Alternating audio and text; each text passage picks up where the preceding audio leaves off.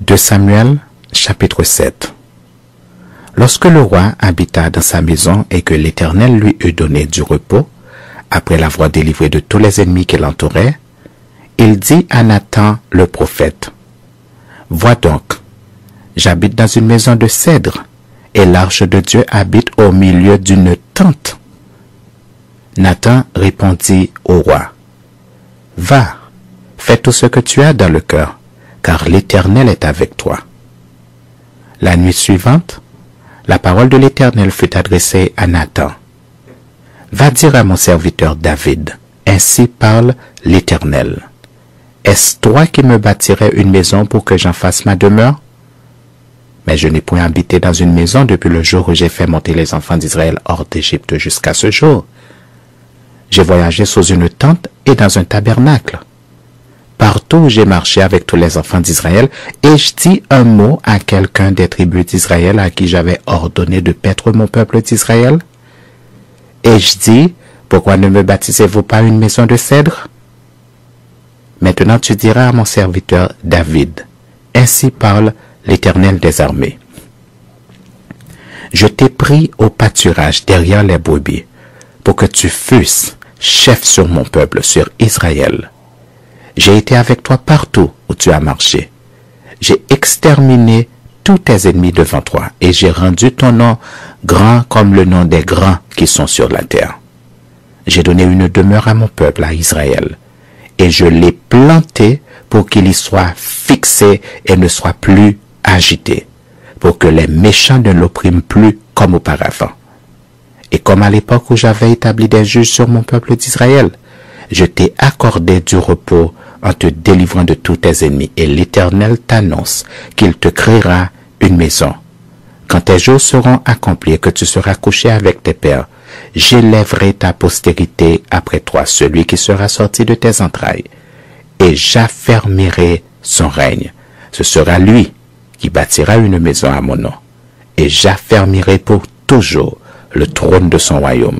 Je serai pour lui un père, et il sera pour moi un fils. S'il fait le mal, je le châtierai avec la verge des hommes et avec les coups des enfants des hommes. Mais ma grâce ne se retirera point de lui, comme je l'ai retiré de Saül, que j'ai rejeté devant toi. Ta maison et ton règne seront pour toujours assurés. Ton trône sera pour toujours affermi. » Nathan rapporta à David toutes ces paroles et toute cette vision. Et le roi David alla se présenter devant l'Éternel et dit, « Qui suis-je, Seigneur éternel, et quelle est ma maison pour que tu m'aies fait parvenir où je suis? C'est encore peu de choses à tes yeux, Seigneur éternel. Tu parles aussi de la maison de ton serviteur pour les temps à venir. Et tu daignes instruire un homme de ces choses, Seigneur éternel. Que pourrais-tu dire de plus, David? Tu connais ton serviteur, Seigneur éternel. À cause de ta parole et selon ton cœur, tu as fait toutes ces grandes choses pour les révéler à ton serviteur. Que tu es donc grand, éternel Dieu, car nul n'est semblable à toi. Et il n'y a point d'autre Dieu que toi, d'après tout ce que nous avons entendu de nos oreilles. Est-il sur la terre une seule nation qui soit comme ton peuple, comme Israël, que Dieu est venu racheter pour en former son peuple, pour se faire un nom et pour accomplir en sa faveur, en faveur de ton pays, des miracles et des prodiges, en chassant devant ton peuple que tu as racheté d'Égypte, des nations et leurs dieux? Tu as affermi ton peuple d'Israël pour qu'il fût ton peuple à toujours. Et toi, Éternel, tu es devenu son Dieu.